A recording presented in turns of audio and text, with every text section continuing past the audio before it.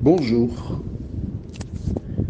je suis fort heureux de te retrouver afin de voir ensemble ce thème, l'école du vice. Dans une école, il y a donc cette pièce réalisée dans Paris 7e, où l'on a bien réalisé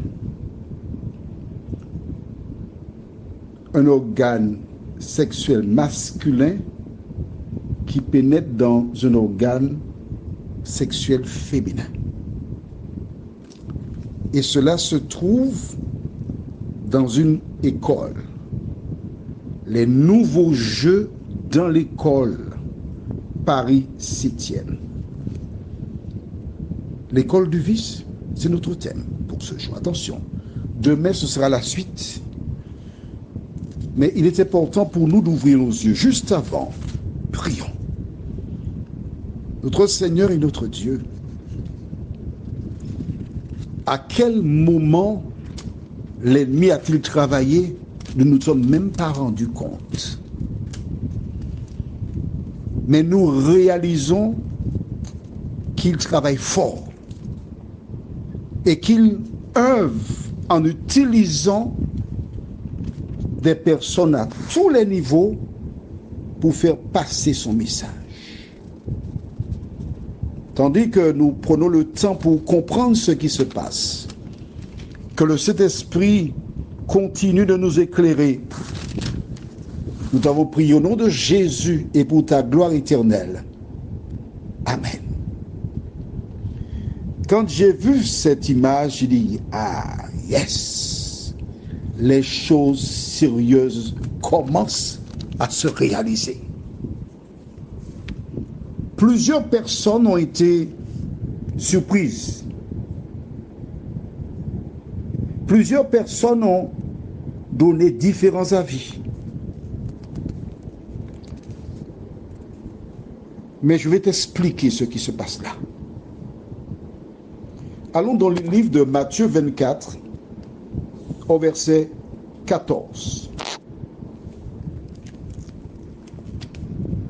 Matthieu 24, verset 14, c'est Jésus qui s'exprime, qui raconte ou qui indique dans le chapitre 24 les signes de son avènement. Au verset 14, il dit, cette bonne nouvelle du royaume sera prêchée dans le monde entier pour servir de témoignage à toutes les nations, alors viendra la fin.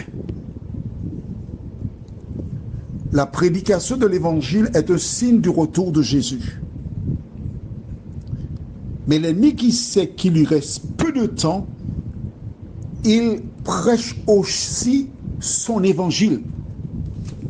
Parce que tu ne dois pas oublier que le diable est le prince de ce monde.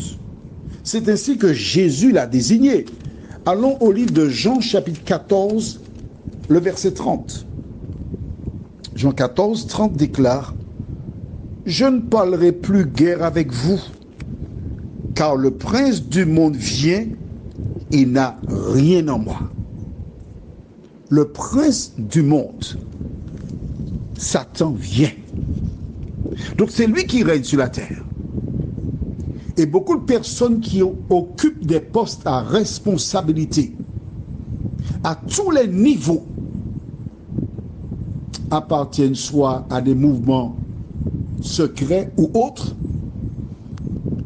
Ils réussissent, ils gagnent bien leur vie, mais en contrepartie, ils doivent enseigner, préparer des cerveaux pour servir le diable. La question que je te pose est toute simple. Pourquoi a-t-on placé cette structure, cette sculpture dans une école d'enfants? Peux-tu me répondre? Tu ne sais pas. Je vais t'expliquer. Vois-tu, les enfants qui viennent en classe, on parle d'enfants primaires, qui voient cela, cette image s'imprime dans leur subconscient. Ils voient cela toutes les fois qu'ils vont à l'école.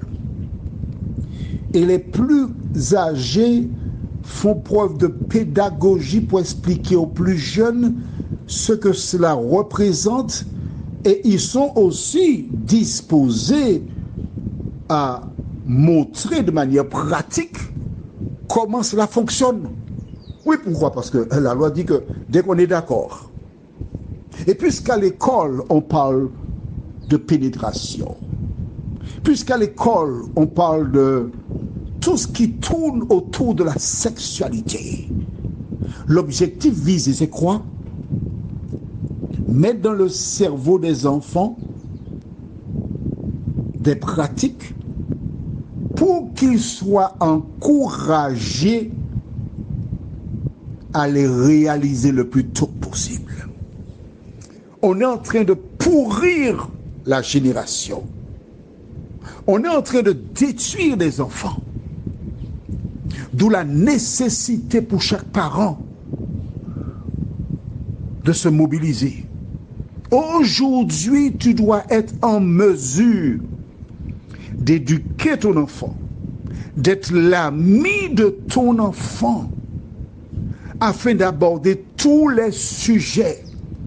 Expliquer à un enfant que la sexualité ne concerne que des adultes en âge de se marier et doit se vivre que dans le mariage.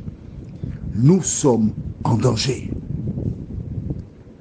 Au lieu de tirer sur des communautés religieuses différentes, je pense que le moment est venu pour chaque communauté de se lever, d'organiser des rencontres.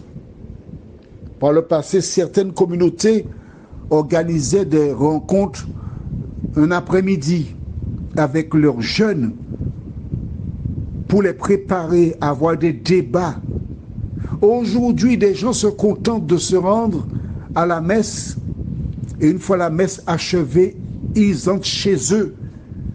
Mais je voudrais dire à chacun que l'heure est venue pour chaque parent de se mobiliser pour faire l'éducation sexuelle de leur enfant et de les préparer. Alors l'école du vie, c'est où? Je t'expliquerai.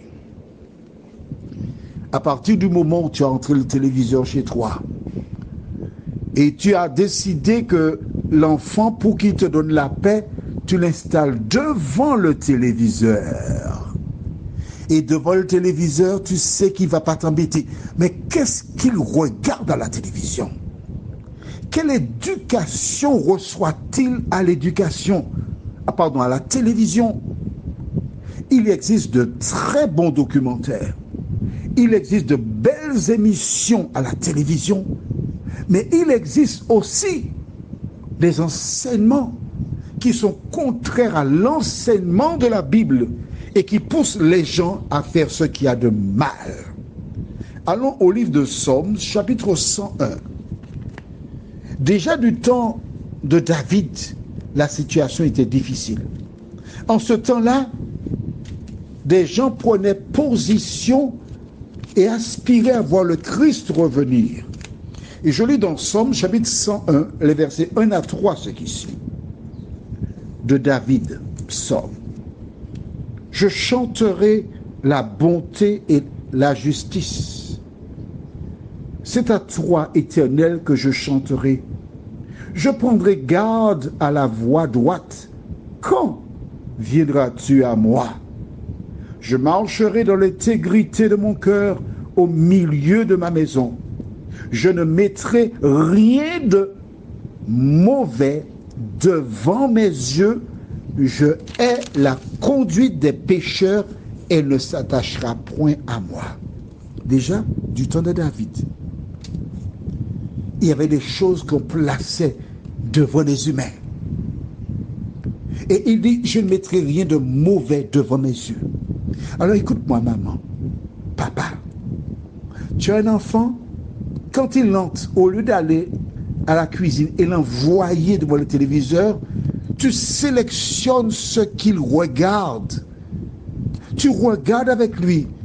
Et quand c'est une bêtise, tu dois être suffisamment fort pour lui dire, on ne va pas continuer à regarder parce que ceci est contraire à ce que dit Dieu. Et fais l'éducation de ton enfant. Demain, nous verrons, si Dieu nous prête vie, les conséquences de l'école du vice numéro 2. Prions. Seigneur, voici une sculpture placée dans une école pour des enfants du primaire. Seigneur, je suis un vieillard, mais je n'ai aucune difficulté à imaginer toutes les pensées qui me seraient venues à l'esprit si j'étais aujourd'hui dans une école primaire avec de telles sculptures. Merci d'éclairer les parents. Merci de les aider à choisir leurs priorités. Merci de les inciter à se lever. Et toutes les fois qu'ils voient des sculptures de ce type ou autres, qu'ils se lèvent et repoussent le mal. Fais-nous du bien, nous t'en prions. Au nom de Jésus et pour ta gloire éternelle. Amen. Que l'Éternel continue de te bénir. Je te souhaite une bonne journée.